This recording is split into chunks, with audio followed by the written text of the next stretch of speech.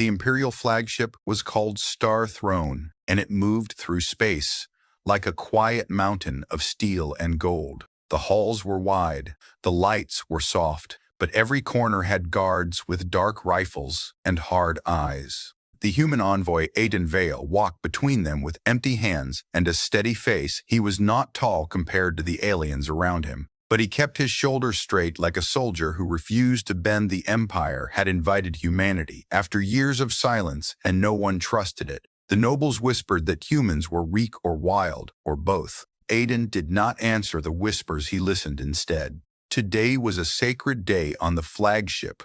It was the day the Queen wore her relic armor in public. The Empire believed the armor was more than metal. They believed it was a bond, a living symbol, tied to their fleet and their border wall, the Crown Wall. Queen Valera entered the Grand Hall, and the room fell quiet. She was tall and sharp like a blade. Her armor was silver and black, with thin lines that glowed like faint stars across a night sky. It did not shine like simple polish. It looked like it was breathing. Aiden stood in the guest line beside other envoys.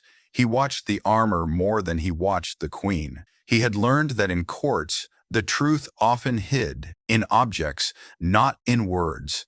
The ceremony began with slow music and a chant in a deep language that shook the floor.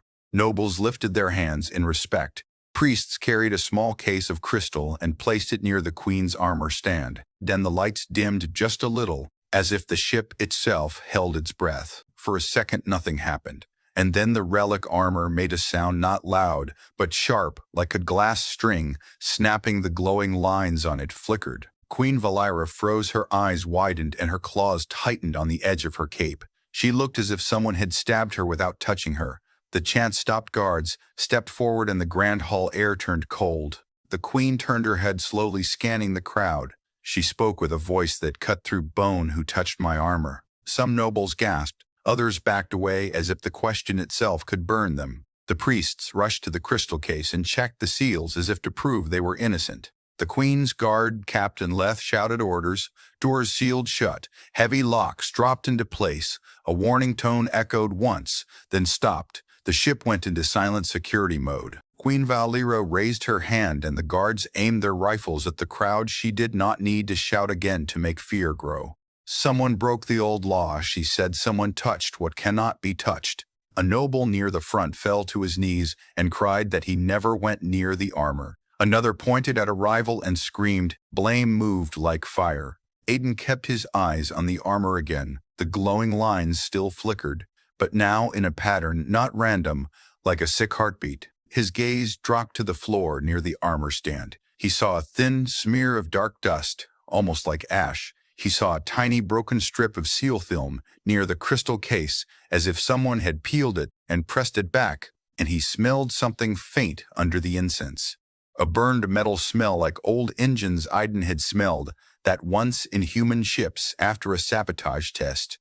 Captain Leth ordered a scan. Drones rose from the ceiling and swept beams over the crowd. The beams slid over clothes, skin, jewelry, weapons, and then stopped and blinked. Read the scan failed. The hall grew louder. The nobles understood what that meant. If the scan could not read the hall, then someone used hidden tech, something beyond standard court rules. Queen Valera lifted her chin and looked at the foreign guests.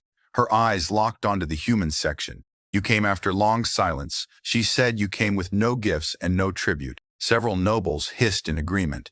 The Queen stepped down from her platform, each step heavy on the floor. She moved toward the guests. The guards followed, ready to kill humans. She said, "Your kind loves tricks. Tell me, now, who touched my armor?" Aiden felt many eyes on him. He could have stayed quiet. He could have let the Empire blame someone else and maybe live. But he saw the armor flicker again, stronger this time, and he understood a worse truth. If the armor was poisoned or hacked, then the crown wall could fall, and millions could die. And if war started, the first shots would hit human space too. Aiden took one slow breath, then stepped forward into the open space between the guards and the throne. The entire hall went silent. Even the angry nobles stopped speaking. Aiden raised his hands to show he carried nothing. "I did," he said in plain basic words. "I touched it." Captain Leth aimed at his chest, and the guards rushed in. The queen stared at him like she wanted to tear him apart with her eyes. "You confess," she said. Aiden did not look away. "Yes," he said, because it was already in danger. The queen walked closer until her shadow covered him. "Then you will die in this hall," she said. Aiden nodded once, as if he accepted it. But in his mind, he made one promise. If he had 1 hour or 1 minute, he would use it to find the real hand behind the poison. And as the guards locked chains on his wrists, the armor behind the queen gave one more sick pulse, like a warning bell from a dying star. They dragged Ide into the center of the grand hall and forced him to his knees. The chains were heavy and cold, but he kept his back straight. The nobles watched, like hungry birds. Some looked pleased, because a human blame felt easy. Some looked afraid, because if a human could touch the relic, then anyone could. Queen Valera stood above him, her armor still flickering faintly. Her voice was low now, but more dangerous than shouting. "Why?" she asked. "Why touch what belongs to the crown?" Aiden answered with simple words, "Because I saw it react before anyone moved." A priest laughed and called him a liar. Another noble shouted that humans always poison what they cannot rule. Captain Leth stepped closer and pressed a blade tip to Aiden's shoulder. "One more lie, and I end you," he said. Aiden did not flinch. "I am not lying," he said. "Your armor is not angry. It is sick." That word "sick" caused a ripple through the room because the relic was treated like a holy thing, not a machine. Queen Valera narrowed her eyes. "You think you understand our relic after 1 day on my ship?" Aiden looked at the armor stand, then back at her. "I understand danger," he said, "and I smelled it." He asked for permission in a careful tone. "Let me show you one small proof." The queen did not answer at once. She looked to her court scientist, or the thin alien with bright lenses for eyes. Oren whispered that the armor pulse was abnormal, but he could not explain why. That uncertainty made the queen pause. She lifted her hand, and the guards eased back a little. "One proof," she said. "One." Aiden nodded. "Look at the floor by the stand." He said that black dust is not from cloth or stone. Orun moved forward and used a small tool to collect the dust. He scanned it. His lenses blinked and his face tightened. "It is old weapon fuel residue," Orun admitted, "rare and illegal in the inner courts." Murmurs grew sharper. The queen turned to her priests, who had access to this hall before the ceremony. Several voices answered at once. "Servants, cleaners, guards, council members, too many to name." Aiden pointed. "Again, in that seal strip." He said, "It is torn." Then pressed back. Captain Leth bent down and saw it. He did not speak, but his jaw tightened because the seal was his duty. The queen stepped to the armor stand and placed her claw near the glowing lines, but did not touch them. She could feel the heat of the pulse. "If you touched my armor," she said, "you left your mark." "Where is it?" Aiden swallowed once he knew this part would sound strange, but he stayed direct. "I used a human fiber cloth," he said, "to wipe a thin film from the lower edge." A noble shouted nonsense. Aiden lifted his chained hands. "Check my pocket." He said. Guards searched him and pulled out a small rolled cloth, gray and plain. It looked harmless until Oren scanned it and saw dark stains that did not match normal dust. Oren raised his head slowly. "There is a foreign layer on this cloth." He said. "It is a coating, not natural, not part of the relic." The room turned cold again, but this time fear shifted from anger to alarm. Queen Valera spoke like steel. "A coating means sabotage." Eden nodded. "Yes," he said, "and it spreads." The queen stared at him long and hard. Then she made a sharp command. "Bring the relic case forward and open it for inspection." Priests hesitated but obeyed. They unlocked the crystal case with trembling hands. A soft mist escaped as the seals broke, and the relic armor made another strained pulse. Orun tried scanners again. They failed once more, and sparks jumped from the tool. "It blocks our reading," Orun said, as if it wants to hide itself. Aiden leaned forward as far as the chains allowed. "It is not hiding," he said. "Someone is hiding behind it." The queen turned to him. "Who?" Aiden shook his head. "I do not know yet," he said, "but I know the goal." His voice stayed calm. "Someone wants to change the bond between you and the armor." That idea hit the hall like a hammer, because if the bond changed, then the crown wall and the fleet could obey another hand. Queen Valera gripped the edge of the stand, and her claws scraped metal. "That is treason," she said. "Captain Leith asked permission to execute Aiden now, and remove risk." But the queen raised her hand again. "Not yet," she said. "If he speaks truth, Then he is a tool we can use. She looked down at Aiden. You will prove it. She said you will stop the spread and show me the attacker. Aiden met her eyes. Give me a room and basic parts, he said, and 1 hour. A noble laughed. A human thinks he can heal a relic. Queen Valira did not laugh. She looked at the armor lines flickering weaker now like a heart running out of strength. She whispered, so only the front row heard. If this relic dies, my empire falls. Then she spoke loud again.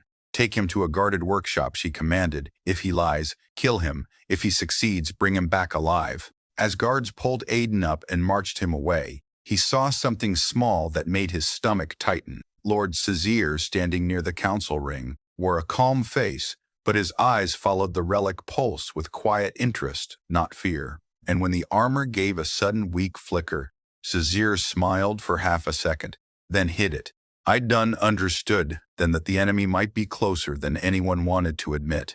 They did not take Aiden straight to a workshop. First, they took him through a corridor of banners and into a smaller court chamber where the queen's advisors waited. The chain stayed on his wrists, the guards stayed close, but the room felt heavier than the grand hall because this room held power without music. Queen Valira entered alone without her full honor line. She looked tired for one breath, then cold again. You said, my relic is being rewritten. She said, tell me how a human knows such a thing. Aiden chose careful truth because humans fought wars where enemy code hid inside steel. He said we learned to read signs even when we could not read the language. The queen did not like the word wars, but she did not interrupt. Court scientist Oren showed a hologram of the relic pulse. It rose and fell. Uneven, the crown wall is linked to it, he said. The outer defense nodes are already flickering. Queen Valira clenched her jaw. How long? Orun answered, hours at most.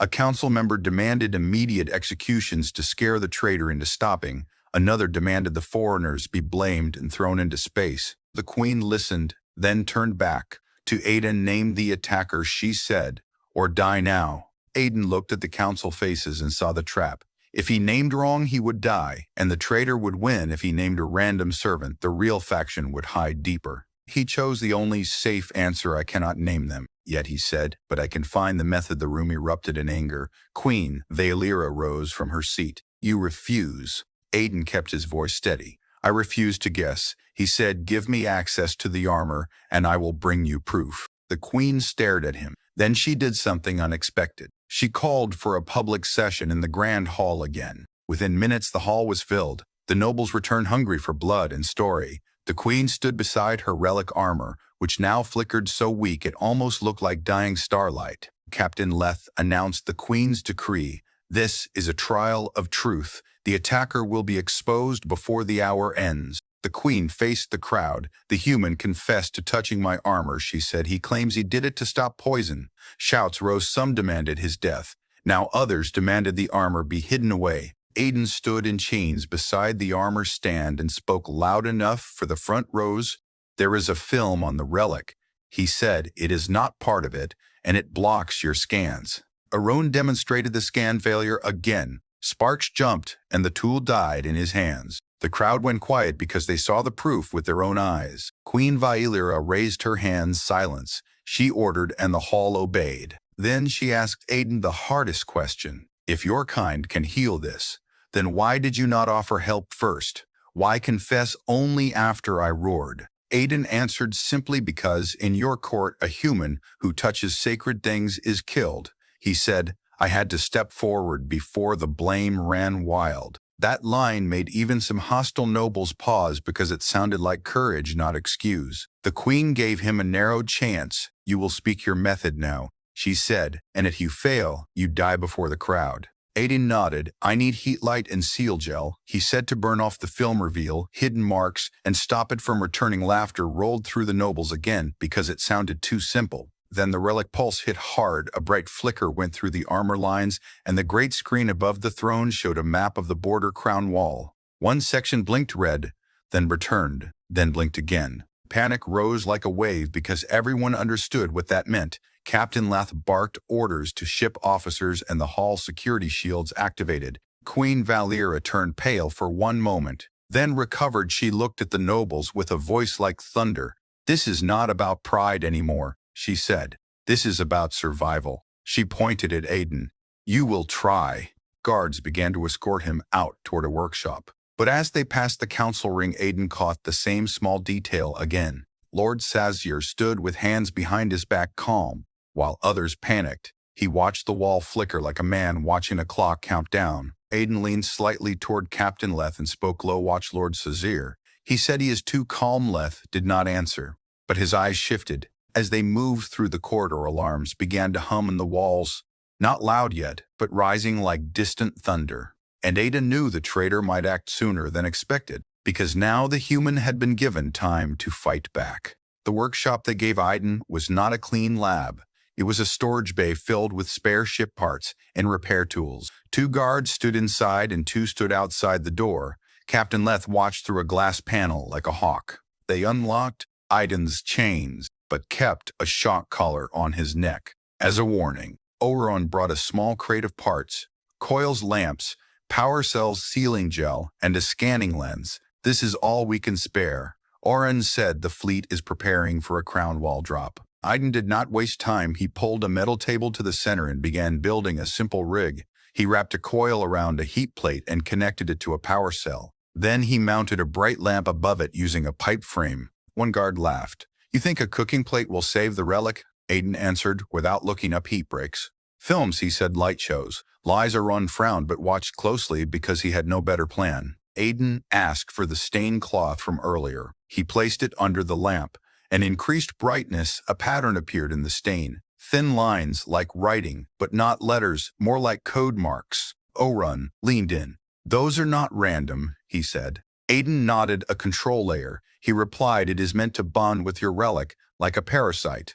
Then he did something that made the guards tense. He asked for a small sliver from the relic armor edge. A shaving. Orun hesitated. That is forbidden. Aiden looked at him. The relic is dying. He said a tiny shaving is less crime than a dead crown wall. Orun finally agreed and used a sacred tool to take a hair-thin shaving from a damaged lower corner of the armor where the film had already spread. When Aiden put it under the lamp, he saw the same dark layer clinging to it. He heated the shaving gently, and the layer bubbled like oil, then peeled away. A sharp smell filled the bay, the burned metal scent. Again, Orun stared. It reacts to heat, he said. Aiden kept his words simple because it is chemical and code. He said it is built to sit between your relic and its bond captain. Leth spoke through the panel. Can you remove it from the full armor? Aiden answered, yes, if I can touch the armor again and work fast. A tense silence followed. Then the collar on Aiden's neck clicked down a level, not removed, but softened. Permission. They prepared to move the armor into a sealed bay for treatment. But before that happened, the bay lights flickered once. Aiden froze. He had seen that kind of flicker before in sabotage drills. It meant someone was cutting power lines for a timed breach. The door alarm beeped softly, then stopped. Guard outside did not answer. The inside guards called out and heard only quiet. Captain Leth swore and ordered full lockdown, but it was already late. The workshop door seal hissed as if it was being unlocked from outside. With a correct code, 3 figures entered wearing guard armor and helmets. But their steps were wrong, too smooth, too trained for normal ship guards. Aiden saw the small sign on one helmet, a tiny crest mark from Lord Sazier's house. The first attacker raised a rifle, but did not aim at Aiden. He aimed at the rig and the crate of tools. Aiden understood their goal. They did not want to kill him, yet they wanted to stop any cure. Orun shouted for help and tried to run. But the second attacker grabbed him and slammed him to the floor. The third attacker threw a small disc toward the table. Aiden reacted fast. He kicked the table leg hard. The table slid. The disc hit the floor instead and started to hiss, releasing smoke. Aiden grabbed the lamp frame and swung it down, smashing the disc. The smoke burst, but thinner now. Captain Leth fired through the panel, glass shattered, and 2 attackers ducked. Alarms finally screamed throughout the corridor as backup guards ran. Aiden pulled Orun behind the table and kept low. His heart pounded, but his mind stayed sharp. In the chaos, one attacker reached into a pocket and dropped a tiny needle shard on the floor, then tried to stomp it under a boot. Aiden saw it shine for a second before the boot moved. He lunged and caught it in his fingers. Burning pain shot up his hand, but he held it. The shard was hot and pulsed faintly like the relic. The attackers realized and retreated, firing shots to cover their escape. Backup guards stormed in, and a short fight followed. 2 attackers escaped, 1 fell, and died without speaking. Captain Leth rushed to Aiden and saw the shard in his hand. "What is that?" Aiden breathed hard. "A code spike," he said. "It is how they rewrite the bond." Orun looked at it with horror. "That carries royal access marks," he whispered. Aiden stared at the tiny shard and felt his stomach sink, because royal access meant the traitor was not a random servant. It was someone with power. Captain Leth demanded the scan results. Orun scanned it, and his lenses went wide. "The code signature is from the Inner Council," he said. Aiden looked up at Captain Leth. "This is not one person," he said. "It is a faction, and they are close to the Queen." Captain Leth turned pale, then he clenched his jaw. "We return to the hall now," he said, "before they strike again." Aiden held the shard tighter and felt its pulse match the distant weak pulse of the relic armor. And he knew the next move from the traitor would not be quiet sabotage anymore. It would be a public break, meant to drop the crown wall in front of everyone. They returned to the grand hall under heavy guard. The air inside felt thick like storm clouds. Nobles filled the space again. But now fear had replaced anger. The wall map still blinked red at the edges. Queen Vathera stood beside her relic armor and watched the doors as Aiden entered, with Captain Leth and Orun behind him. The Queen saw the burned marks on Aiden's hand and the broken glass dust on Leth's armor, and her eyes narrowed. "Someone attacked you," she said. Captain Leth bowed once. "Yes, my queen, in the workshop." He said they wore guard gear. The Queen turned her gaze across her own guards like a blade searching for weakness. Aiden stepped forward and opened his burned hand. He showed the code spike on a cloth. The hall hushed again, because even nobles understood the feel of forbidden tech. Orun spoke loud. "This spike carries royal access marks." He said it was meant to bond with the relic and take control. A wave of whispers rose like insects. Queen Vathera took 1 step closer, but did not touch the spike. "Whose mark?" she asked. Orun hesitated, then answered, "Inner Council level." That made several council members stiffen. General Cora, the Queen's war advisor, frowned hard, and Lord Sazier stayed calm with hands folded. Queen Vathera lifted her voice. "Anyone who planned this is not only a traitor," she said, "they are a killer of worlds." She looked at Aiden. "Can you prove who?" Aiden nodded yes. "But with a test," he said. "The film on your armor holds a signature. The spike matches it." The Queen allowed him to approach the armor with a shield bubble between them. Aiden used a small light lens from Orun and aimed it at the lower edge where the film had spread. Under the strong light, faint lines appeared like invisible ink, becoming clear. The lines were not decoration, they were code marks arranged in a pattern. Aiden pointed. "That is the same pattern as the spike stain," he said. "And it has a house shape hidden inside." Orun adjusted the lens and his voice shook. "It is a crest outline," he said. Some nobles leaned forward, and then someone gasped because they recognized it. It was the crest of Lord Sazier's house. For the first time, Sazier's calm face cracked. He stepped back slightly, then forced a smile. "A mistake," he said. "Anyone can copy a crest." Queen Vathera stared at him. "Then you will stand still while we scan your council seal," she said. Sazier took 1 more step back with respect. "My queen, I will not be shamed by a human trick." Captain Leth moved to block him. Sazier moved faster. He threw a small device to the floor, and the device flashed. Bright guards blinked, and in that half-second, Sazier ran toward a side exit. The hall exploded into chaos. Captain Leth shouted and chased with a squad. Aiden ran too because he knew Sazier would try to trigger a final fail-safe. They raced through ceremonial corridors lined with banners and statues. Sazier was quick and knew the ship layout like a man who owned it. He reached a door marked with old warning signs and slammed his hand on the panel. It opened to a narrow service tunnel. Captain Leth fired but missed as Sazier vanished into the tunnel. Aiden and Leth followed the tunnel, ran beside power lines and sealed boxes. The air smelled like hot circuits. Sazier reached a central junction box and pulled out a hidden pack. "You cannot stop it now," he shouted back. "The crown wall will drop, and the Empire will beg for a new hand." Leth roared traitor and lunged. Sazier slammed the pack onto the junction, and a deep hum rose from the ship like a giant waking up in the grand hall. Far behind them, the relic armor must have pulsed, because the ship lights flickered hard. Aiden saw warning lights in the tunnel blink red, Then steady, the crown wall map on the ship network would be falling right now. Aiden moved without thinking. He tackled Sazier from the side. Both crashed into the wall. The hidden pack sparked. Sazier hissed in pain, but smiled. You touched the armor once, human, he said. Now touch fate. Aiden grabbed the pack and saw a timer counting down. A few seconds left. He did not know alien codes, but he saw the power lead. He yanked it free barehanded. Electric pain hit his arms, but he held on and ripped it out. The timer froze for a breath. Then the pack screamed with a new tone, and the hum grew louder.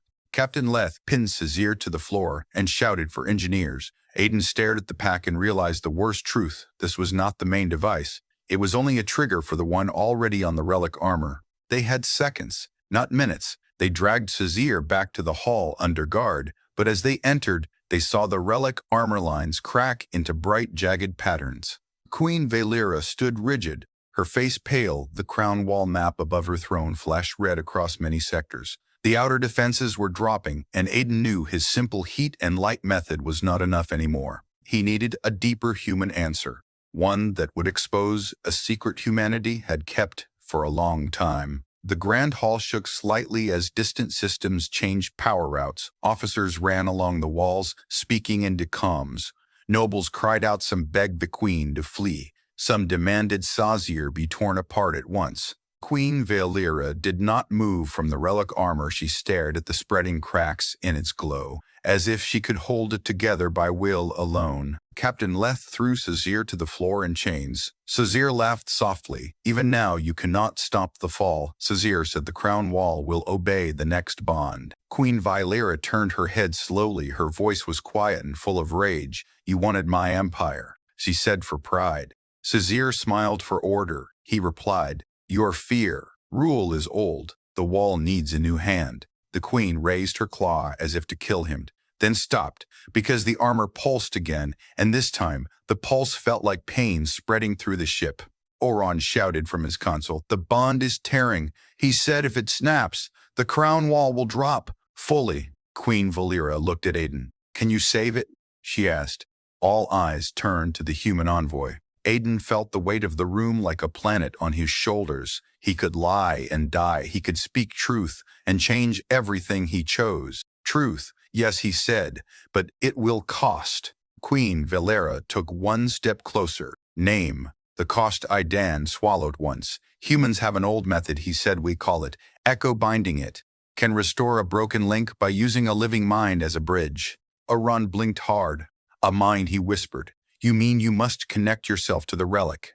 Aiden nodded for a short time. He said long enough to push the poison layer out and lock the old bond back in place. Captain Leith stepped in front of Aiden. It could kill him. My queen, he warned. Queen Valera stared at Aiden as if seeing him for the first time, not as a guest, not as a suspect, but as a person standing between her empire and collapse.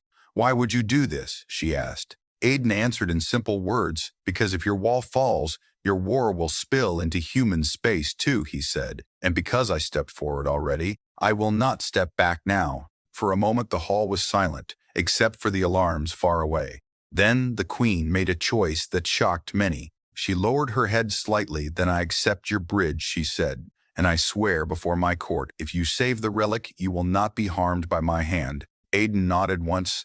I need a clear area and a power feed, he said. Oron and engineers rushed to set up a link rig near the armor stand. They used a thrown power conduit and a focusing ring meant for relic readings. Aiden stepped inside the ring and held out his burned hand. The shock collar was removed. Captain Leth did it himself with a stiff face, like he hated trusting but honored duty. Queen Valera stood close, not touching the armor, but close enough to feel its heat. She looked at Aiden. Speak when you are ready, she said. Aiden closed his eyes and placed his palm near the lower edge where the film had spread.